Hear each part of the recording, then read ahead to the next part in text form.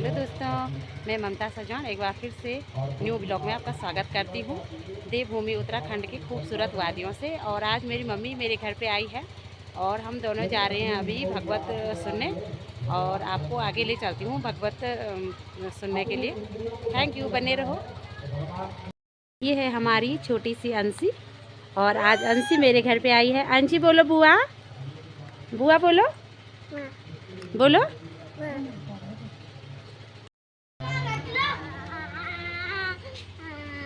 पुप्पू बोलो, पुप्पू बोलो। किसी ने कुछ नहीं। ये धरती, ये माँ, ये पृथ्वी भी, इसके ऊपर हम मल भी करते हैं, मूत्र भी करते हैं, गंदगी भी करते हैं, तब भी माँ हमें क्षमा करती है, तब भी माँ कुछ नहीं बोलती। इसलिए हमारी संस्कृति में, हमारी भारतीय सभ्यता में सबसे बड़ी माँ का आदर है। और माँ का ऋण तो कभी जीवन में दे नहीं सकते। माँ का ऋण कभी नहीं दे सकते। कैसे कैसे माँ बच्चे को जन्म देती है। अरे जब उसका जन्म होता है 1-2-3 महीने में वो करवट लेना सीखता है, मलमूत्र बिस्तर पर करता है, माँ उसे सूखे पर सुलाती है, अपने आप उस गीले पर सो जाती है, 9 महीने तक पेट में ढोती है, अपने सीने का सारा खून उसको पिलाती है। और फिर वो बेटा बुढ़ापे में, जवानी में माँ को न पूछे, पिता का आदर न करे। माँ आसुर भाई भेणु करागे धरण, श्वास श्वास हरि न तुम जपी हो। भाई भेणु करागे धरण, खबर निचन घड़ी की, हे भाई बात कदू भोलती, बात कदू भोलती। पंच तत्व को बनो शरीर, छिट जल पावक गगन। यहाँ ये बेटी बड़े खुश होकर के ऋषि की सेवा करती है। ऋषि का ध्यान लगा 10,000 वर्ष तक। 10,000 वर्ष तक बिल्कुल आंखें नहीं खुली, ध्यान में बैठ गई, समाधि लग गई। उस बेटी ने 10,000 वर्ष तक अपने स्वामी की सेवा की। जैसे ऋषि की आंखें खुली, देखी सामने अपनी पत्नी, धर्म पत्नी देवोती को, वो बिल्कुल सूख गई। देवी आप कौन हो? देवोती ने मुस्कुरा करके कहा, स्वामी जी मैं आपकी अर्धांगिनी हूँ। आपको 10,000 वर्ष हो गए हैं तपस्या करते करते, मैं आपकी सेवा कर रही हूँ।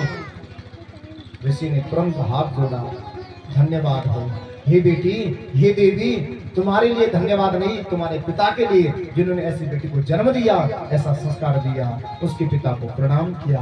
कर्म ऋषि तुष्टो हमद्या तब मानवी मानदाया, तुष्टो हमद्या तब मानवी मानदाया। हे बेटी, धन्य है तुम्हारे लिए जिनके पिता ने ऐसा संस्कार दिया। 10,000 वर्ष तक आज रह सकते हो। अगर 2 दिन फोन नहीं आओ, हम तो पहले तो ये बोलते थे बड़े प्यार से, आप तो गाली देते कख मरी हो अगर फोन नहीं कर दिए, आप तो रहेंगे कहाँ। यहाँ इसको प्रणाम किया और कहा, स्वामी जी आप यदि मेरी सेवा से खुश हैं, और ध्यान रखना माजी लोगों बहनों, यदि पति की सेवा करोगे तो जो कुछ आपकी इच्छा होगी परमात्मा उसको पूर्ण करेंगे। इसने 10,000 वर्ष तक सेवा की। और सेवा कैसे करनी चाहिए हमारी माजी लोग या बहनें बड़े ध्यान से सुना। आप लोगों के लिए शास्त्रों में एक धर्म बताया, एक नियम बताया, एक व्रत बताया, एक बस। और वो क्या है? एक ही धर्म एक व्रत नेमा, काय वचन मन पति पद प्रेम। आपके लिए एक नियम बताया, एक व्रत, एक ही धर्म, एक ही नियम, एक ही व्रत। क्या बतायो? एक क्या है? काया शरीर से, वचन से और मन से पति की सेवा का।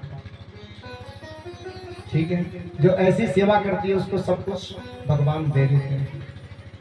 लेकिन कैसे पता लगेगा कि 3 चीजों से आप सेवा करते हैं पति की? कहने जाना हमने कि ये 3 बातों से आप सेवा करते हैं, उसकी पहचान क्या है? ध्यान से समझना। जो इन 3 चीजों से अपने पति की सेवा करती है, उसकी पहचान क्या है? तो कैसे हम पहचाने कि ये सेवा 3 चीजों से, मन से, वाणी से और शरीर से करती है कि नहीं करती? उसकी पहचान क्या है? पति रुख लखिया यसु अनिसर्यो, सास ससुर गुरु सेवा करे। उसकी पहचान क्या है? पति रुख, रुख जानते हैं आप? व्यवहार।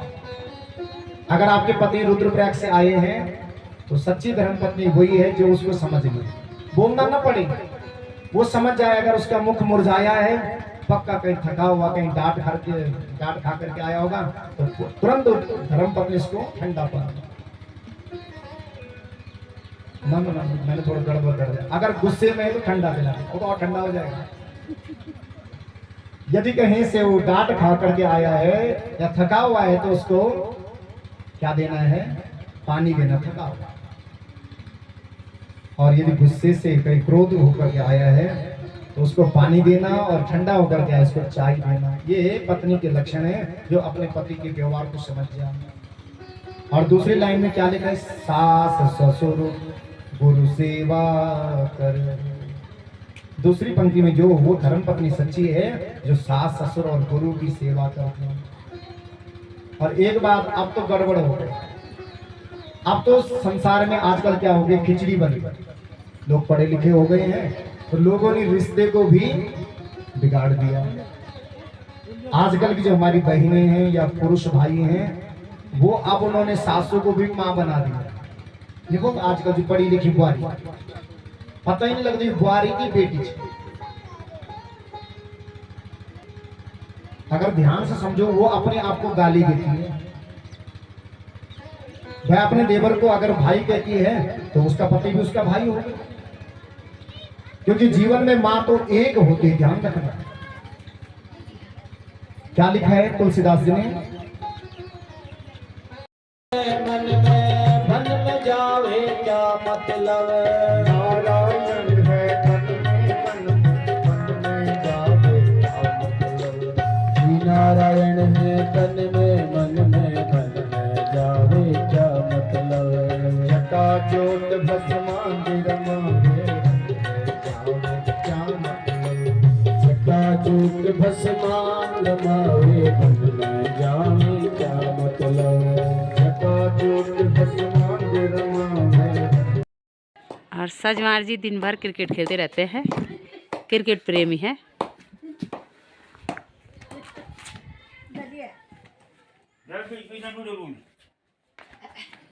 सजवार जी आपको कोई मिला नहीं क्रिकेट खेलने के लिए? कोई नहीं मिला, रात हो गई। अच्छा, आरसीएम की कैप क्यों नहीं पहनी आपने? अभी गर्मी हो रही है सर में। कैप पहन के खेलो। ठीक है। और अभी आरसीएम की कैप पहन ली है और अब बच्चा भी खेल रहे हैं।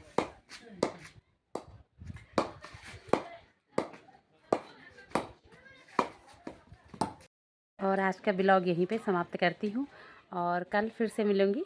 तब तक के लिए ओके बाय।